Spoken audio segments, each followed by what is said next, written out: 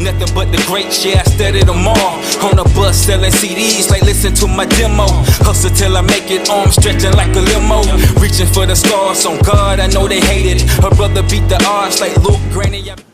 It's good, yeah, you sound good. I'm straight? Yeah, you good. We good, man, we good. That music you just was playing was good. Appreciate it, man. It worked very hard on it. Work very hard. Talk about some of the hard work that goes into just, your craft as a whole, hip-hop, you know what I'm saying? It's something that we all take very seriously. Yeah. You presenters, you take it very seriously. Mm-hmm. But I think what gets overlooked is the work that goes into perfecting the craft. So talk to us about that. Honestly, I never really looked at it like work. Mm-hmm. It's because you love it. I love to do it, man. Like anybody that know me from like 6th grade on up to this point, if you ask all of them the same question, what was this guy doing? Mm-hmm. I was hunched over somewhere with headphones on or like a boom box, some radio. Okay. I was a loner, you know what I'm saying, as a kid growing up, because I ain't really have a whole bunch of friends, so, I just gravitated towards the music. So you were the kid in the 6th grade when the teacher put on the board what you want to be. You already knew it. I didn't know. No, trust me. I didn't know I wanted to be a rapper. Because I'm from a small town, so, saying stuff like that is kind of like frowned upon, like, And in 6th grade, you don't really have the confidence. As a kid, I didn't really have the confidence to tell people that I wanted to do that. Because honestly, I didn't. I didn't know. Okay. I like sports. I thought I was going to go to the NBA. You know what I'm saying? We all did, right? What Biggie said, right? Is either crack rock or wicked jump shot, right? What was your sport? I played all of them, man. I played football and I was going to say basketball. Football. You from the South? Yeah, I played basketball before football, though. Okay. I didn't play football till senior year in high school. How was that backboard jump shot for you? I was 3-point shooter, man. I was a wing man. I could dunk, too. Okay. I really could. Yo, everybody like 5'10", really? Bro, I had bunnies, man. Where I'm from, man. Come on. That southern air. I told people I could get up. Mississippi, Kansas City, correct? Well, so Alabama, man. Alabama. Shouts out to Mississippi, but you know what I'm saying? Straight out Alabama, man. Kansas Montgomery, City. Alabama, yup. Montgomery, that's the deep South. That's right in the middle of Alabama, central Alabama. Okay. How long you there before you took it on to the next place? How long was I in Alabama? Yeah. Well, actually, after I graduated high school, I went to college in Tuscaloosa, Alabama. I know it's hard to say. I only know about the Crimson Tide. I don't know. But I'm gonna walk with you on this. I went to it's called Historically Black University, HBCU. Okay. It's called Stillman College. I went there first. I was actually playing football. I walked on to play football there, and I left there. I tore my ACL. It was a rough injury for me. Okay. I think at that point it was like I had people I went to school with that did music, so they would let me go to the studio, and I was more so like a fly on the wall. I always like a fly on the wall, when it came to music. Before I even did it, I saw other artists, and I was like, man, I don't know what to do, but I don't think it's supposed to go like. Who were some of these early people that you were in the studio with? I was a DJ that lived right across the street from me. Shouts out DJ Swole. I was a little knucklehead. He let me come in the crib. They was doing adult activities, but shout out to them. Yeah, they let me in, man. He played beats. That was my first, taste of seeing what artists look like pursuing rap. In the process. Yeah, I didn't pursue rap. You know what I'm saying? I was just a fan. You know what I mean? I had he would any new CD that came out, DJ Swole would burn it for me. Let me get it, Busta Rhymes, Extinction Level Event. I'm glad you mentioned the CD era and classic music never gonna die for me. that influenced you. Yeah. Because we're going to get up to the new age, but I'm glad you started there with us. At what point, did you transition from being a fly on the wall to want to be the person that steps into the booth and share your art? Right, yeah. When I tore my ACL, that was it. I was bedridden, you know what I'm saying? And just listening to music, it was like, I feel like I could do this, but that really wasn't, I actually transferred. This is the Missouri story. So I transferred from Stillman to Central Missouri. I had my big homie, you know what I'm saying? Shouts out to my boy Key. He was playing basketball at Central Missouri. I was just like, man, I just need to get away. I just want to change the scenery. He was just like, come up here, you know what I mean? It's a funny story, man. Previously music was not a part of the equation. You was just something else. I was gonna go to college and just graduate and get a job or whatever. But not to say that's bad, but you know what I'm saying. I didn't see so you know, I get here and I get to the dorm. This is a true story. I get to the dorm, and you know how you from out of town, you casing the joint, you just walking around, and I'm walking around, and dude, 2 dorms from me had a microphone recording, everything set up. And, you know, before that, nobody asked me, like, yo, you want to get on the mic? Nobody said that to me. You know what I mean? He was the first person like, yo, you rap? I was like, man, you know. Lord, something, whatever, you know what I mean? He was like, yeah, man, get on the mic. It was in the dorm closet. This is where I recorded, like, my first song in that closet. Mm-hmm. I didn't know how to. Who's the title? Who's the title? First song. Come on, man. you got to give us a couple bars too. We're not gonna let you get out a couple of bars. I recorded so many bars. I recorded so many songs. I know it's whack though. Everybody know their first song though, bro. The song was called "Bagged Up." There we go. It's all coming back. It's all coming back. Let's go. The song was trash though. Come on, man. Listen, it's all about evolution. It was so trash. I didn't even know how to the recording process. I recorded the verses and the hook like together. It was the one so song. You just had 100 bars. Dude was like, so you just gonna record it like that? I'm like, that's how you do it. It's like, nah, man, you gotta lay down the hook first, and then you know what I'm saying, you can lay down the verses or however you want to do it. Okay. But I know the verses like the hook was like, leave your body cold, toe all tagged up, my rhymes like crack. They need to be bagged up. It was just trash. Yeah. It was just, I didn't know what, you know. Trap music. Yeah, it was. I didn't know what I was doing. I was just like, you know, using that as a metaphor. Okay. You know, for my crack rhymes, my dope rhymes, man. Yeah, I'm with it. So talk to us about the Big Apple. Like you said, you came here and this is where you really said, I got to go to the next level and turn it up. True story. How'd you land in the Big Apple? Man, you know, I'm from the country, like, you know, Alabama. I love the country. Backwood. I like grew up like on a farm, like legit cows, chickens, duck. Like my grandmother raised me, you know what I'm saying? My parents, Shout out to grandma. They had their own little situation going on. My grandma, she had a mean sweet potato pie. Man, mean everything. Mean right hook too, man. That's all grannies got her. My grandmama had one too. I don't play with her to this day. Exactly. I still won't. You know what I mean? She whooped me in church one time, so you know what I'm saying? She's real.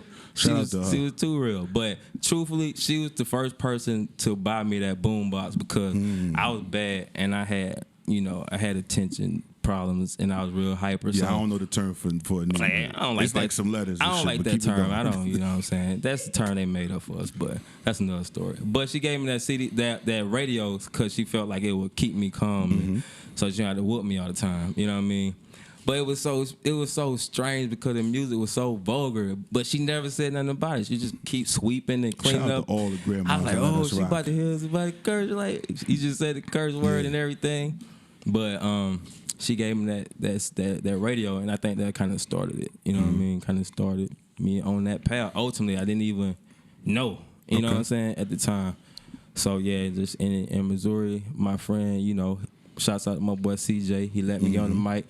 But I became obsessed, you know what I mean? I had became so obsessed with like wanting to record that he would start making up excuses not to let me get in there. He was hogging the booth. No, he just didn't feel like doing it like I did. Everybody like, yo, we finna go to this party, man. We go to the club. I was like, man, let's do this song real quick, and then we can go. That's like, man, you do it. And I taught myself how to record with him. But I was always in a situation where I never had like my own stuff. I was like on borrowed time with other people's stuff. So while they was trying to record their whole album, I would sneak in the middle and do a song real quick. Get you 2-3 songs. Yeah, they hated on me, man. They didn't want me to record for some reason. They don't want you to be great, man. They didn't want me to be great, man. So you landed in New York City. Oh yeah. So actually, like, I always had an infatuation with New York. Like, me too. You know, everybody was listening to Cash Money. I was bumping Nas. They didn't even know what Nas was, when Cash Money was hot. Like, that's when Lil Wayne was Lil Wayne. Lil 400 Wayne. degrees, Lil Wayne. But, Block is hot. So my big homie, man, he put me on the East Coast. Nas, I Am, you know what I'm saying? Locks, DMX. I was a big fan of DMX, like huge.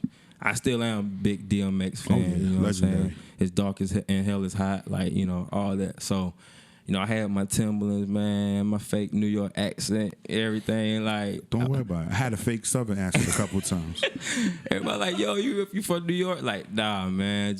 But what's that video? More Money, More Problems. That video, man, I think really was like, oh yeah, I watched it a million times, and I knew one day I was gonna live up here. Like, I already knew it. It was set in motion a long time ago. Yeah, you know what I mean? How you hooked up with Twin, man? How did this management situation come together? I hooked up with Twin. All right, I had this job working at a dealership, car dealership, doing like valet, whatever we call it. The cool shit.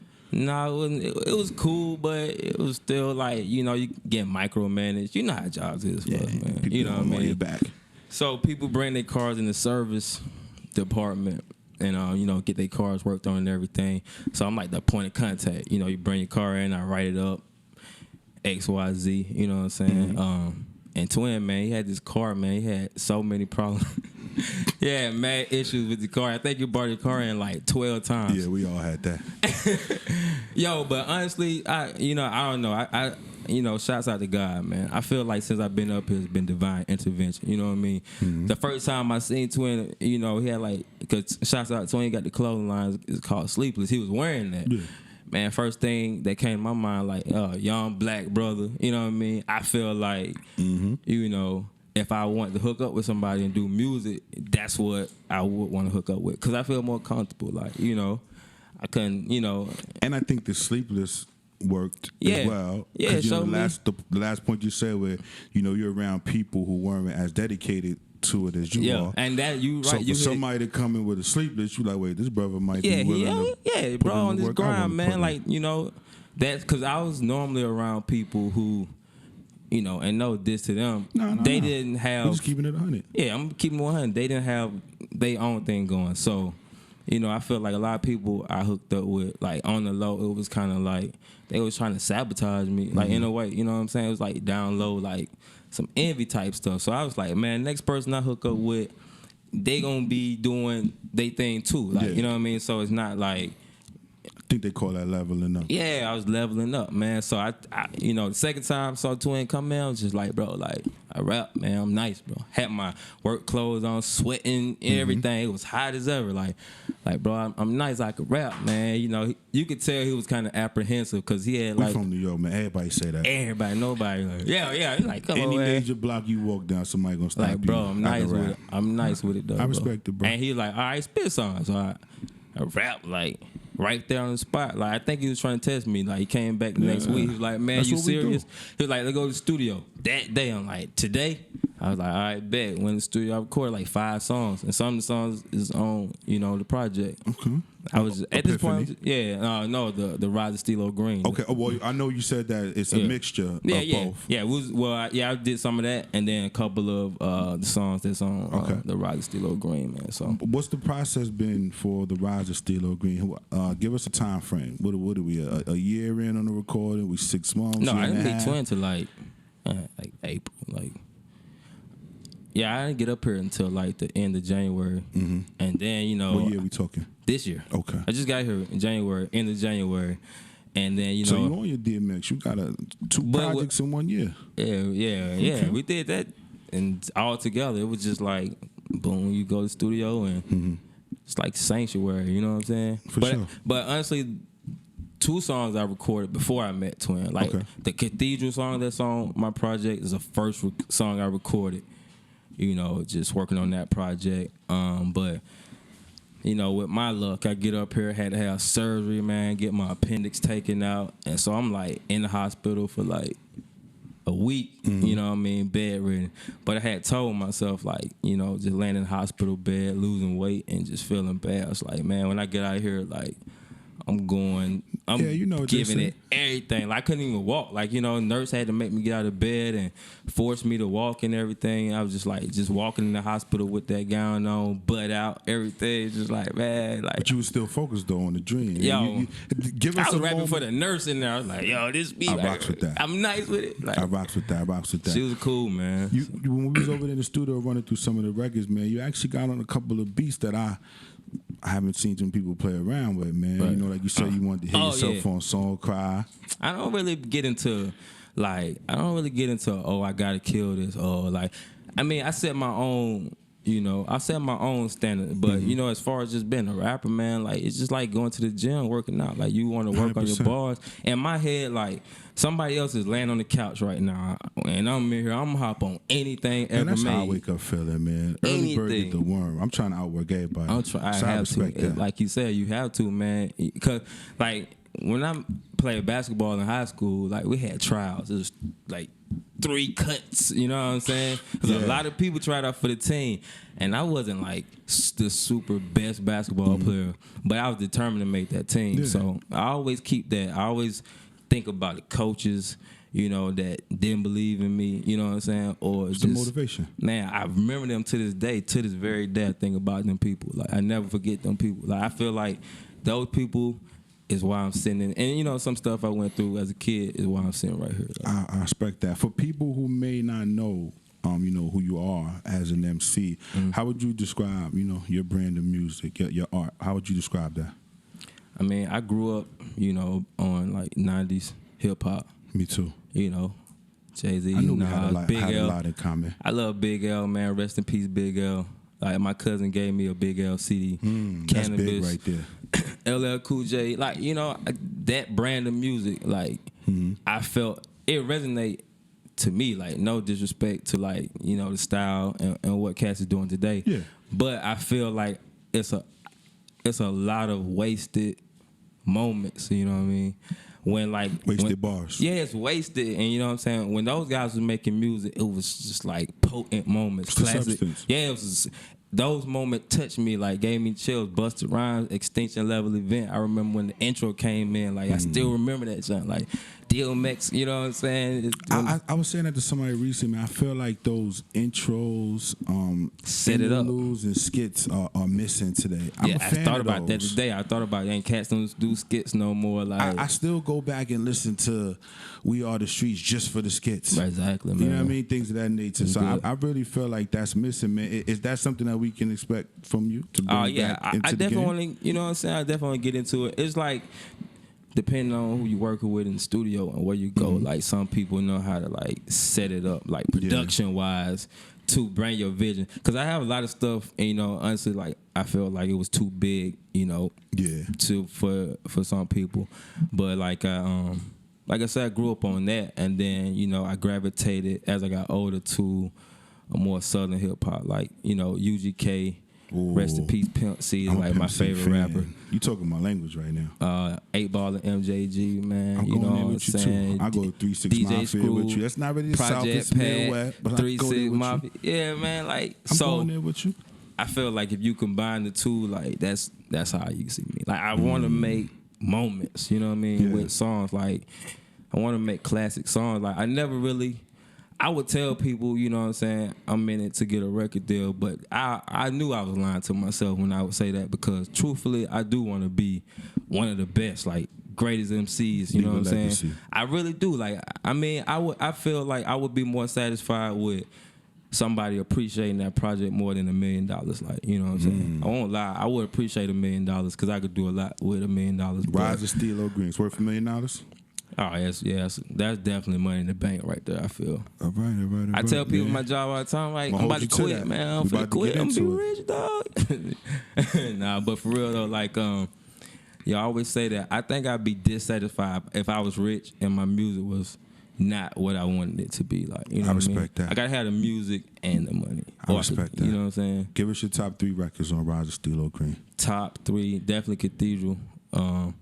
Definitely, that's the first song I recorded. I recorded it. I just felt like I was in the zone. You know, I record sometimes, you're like, I don't know. But when I did that, I felt like God was like standing right next to me. Like, you know what I'm saying? Divine intervention. You said that earlier. I know for a fact it was, definitely. Let's see, top 3. I would say my song Bartian. It's called Bartian because, you know, it's like Martian, and I felt like I was just out of, you know, from another planet with the music. Creative. Yeah, and it was me just, you know, trying out like different beats, different flows, like trying a different flow, like you know, just taking a different approach. I like that one too, cause you know I do a lot of shows. I've done a lot of shows with like teenagers, you know what I mean, and that's like my best crowd. They run hip hop right now. They turn up It's a like demographic it's right no, there. it's like no chill. It's like every time I do a song, every time I do a song or a project, I always think about them kids. Like I still see their faces at the shows. I'm like, yo, I gotta make a song, but I gotta have that element. You know what I'm saying? So that would be definitely number 2. And Cost the Trill. I like that one. That was like my ode to UGK. Like,